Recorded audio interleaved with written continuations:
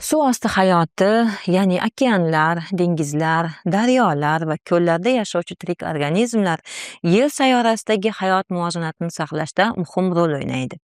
Baliqlar, marjon riflari, suv o'tlari, planktonlar va boshqa ko'plab organizmlar nafaqat biologik xilma-xillikni ta'minlaydi, balki inson hayoti, oziq-ovqat xavfsizligi va iqlim barqarorligi uchun ham beqiyos ahamiyatga ega.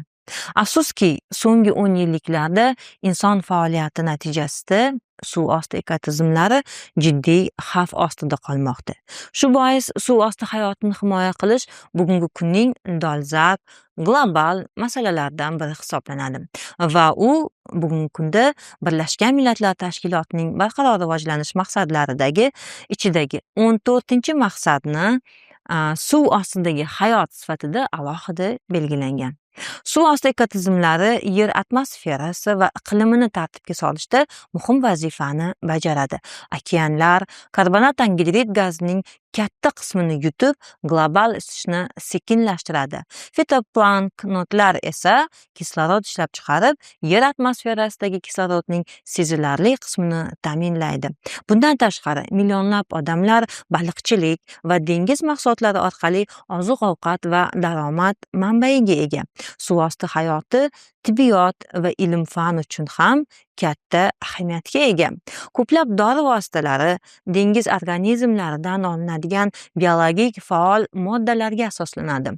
Marjon riflari esa qirg'oq hududlarini to'lqinlar va bo'ronlardan himoya qiluvchi tabiiy qalqon vazifasini bajaradi. Bugungi kunda suv osti hayoti quyidagi jiddiy tahdidlarga duch kelmoqda.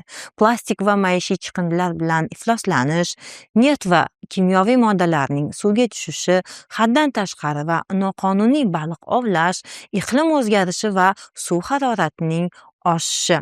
Bu omillar baliqlar va boshqa suv jonivorlarining nobud bo'lishiga, biologik xilma-xillikning kamayishiga, suv sifati yomonlashishiga va natijada inson salomatligiga salbiy ta'sir ko'rsatadi.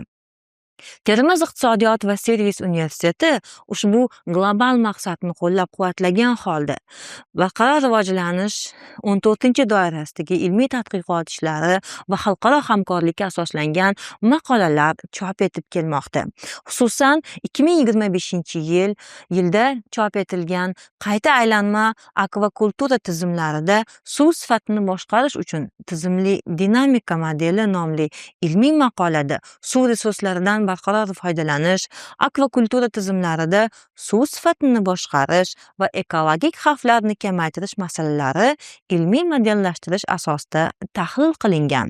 Ushbu tadqiqot suv osti hayotini saqlashda texnologik yondashuvlar va resurslarni qayta aylantirish orqali ifloslanishni kamaytirish mumkinligini ko'rsatib beradi.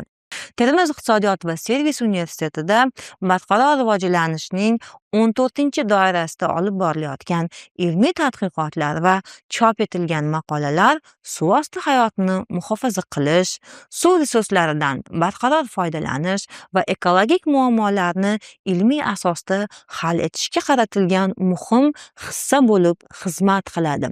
Suv osti hayotini himoya qilish bu nafaqat tabiatni, balki butun insoniyat kelajagini ham himoya qilish demakdir.